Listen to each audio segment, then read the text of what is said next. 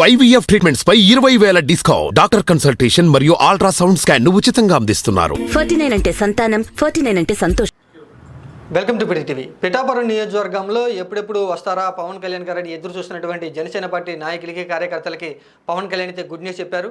ఎన్నికలు గెలిచిన తర్వాత మంత్రిగా ప్రమాణ స్వీకారం చేసిన తర్వాత తొలిసారిగా పిఠాపురం నియోజకవర్గంలో ఈ నెల 20 తర్వాత పర్యటన చేయబోతున్నట్టు పవన్ కళ్యాణ్ అయితే వెల్లడించడం జరిగింది.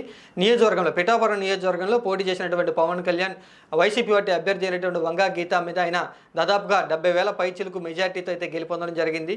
ఎన్నికలు గెలిచిన తర్వాత ప్రస్తుతం ఆయన రాష్ట్ర రాజకీయాలకు సంబంధించి కొంత బిజీగా ఉన్నారు కాబట్టి అందుకని పిఠాపురం నియోజకవర్గానికి రాలేకపోతున్నారని, ఈ నెల 20 తర్వాత పిఠాపురంలో పర్యటన చేస్తారని, ఆ తర్వాత జిల్లాల వారీగా కూడా పర్యటన చేస్తారంటూ కూడా పవన్ కళ్యాణ్ వెల్లడించడంతో స్థానికంగా ఉన్నటువంటి పిఠాపురం నియోజకవర్గ జనసేన పార్టీ నాయకులు కార్యకర్తలు అయితే ఆశాభావాన్ని సంతోషాన్ని అయితే వ్యక్తం చేస్తూ ఉన్నారు. త్వరలోనే పవన్ కళ్యాణ్ మంత్రిగా ఏ శాఖ అనేది తీసుకున్న తర్వాతనే మంత్రివర్యులుగా పిఠాపురం నియోజకవర్గంలో అడుగు పెట్టబోతున్నారంటూ స్థానికంగా ఉన్నటువంటి జనసేన పార్టీ శ్రేణులు అయితే హర్షాన్ని వ్యక్తం చేస్తున్నారు.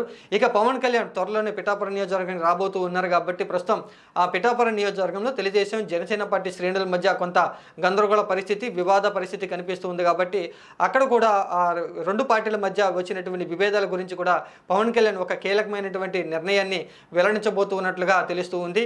అక్కడ తెలుగుదేశం పార్టీ మాజీ ఎమ్మెల్యే అయినటువంటి విఎస్ఎన్ వర్మ పవన్ కళ్యాణ్ కోసం సీటును త్యాగం చేసి ఆయన ఎన్నికల్లో పవన్ కళ్యాణ్ గెలుపు కోసం అయితే పనిచేయడం జరిగింది. కానీ ఎన్నికల ఫలితాల అనంతరం కొన్ని సంఘటనల్లో పిఠాపురంలో వర్మ మీద అయితే జనసేన పార్టీ శ్రేణులు దాడి చేయడం జరిగింది. తర్వాత జనసేన పార్టీ నాయకుల మీద తెలుగుదేశం పార్టీ శ్రేణులు వీరిద్దరూ కూడా కొంత విభేదాలు రావడంతో పవన్ కళ్యాణ్ త్వరగా పర్యటన చేయాలని, ఈ వివాదాలకు త్వరలోనే చెక్ పెట్టాలంటూ కూడా జనసేన పార్టీ శ్రేణులు ఆశాభావాన్ని వ్యక్తం చేసినటువంటి నేపథ్యంలో పవన్ కళ్యాణ్ ఈ నెల 20 తర్వాత పిఠాపురం నియోజకవర్గంలో పర్యటన చేస్తారని ఎప్పుడైతే వెల్లడించారో వెంటనే ఆ నియోజకవర్గంలో ఉన్నటువంటి తెలుగుదేశం జనసేన పార్టీ శ్రేణుల మధ్య త్వరలోనే విభేదాలు తొలగబోతున్నాయంటూ కూడా పెద్ద ఎత్తున కూడా ఒక చర్చ అయితే జరుగుతుంది. ఇంకా డిప్యూటీ సీఎం పదవి దాదాపుగా పవన్ కళ్యాణ్కి ఖరారైంది కాబట్టి మంత్రిగా ఏ శాఖను ఇవ్వబోతున్నారు అనేటువంటి విషయం గురించి పవన్ కళ్యాణ్కి రాజకీయ భవిష్యత్తు ఏ విధంగా ఉండబోతుందంటూ పెద్ద ఎత్తున రాజకీయ వర్గాల్లో చర్చ జరుగుతుంది.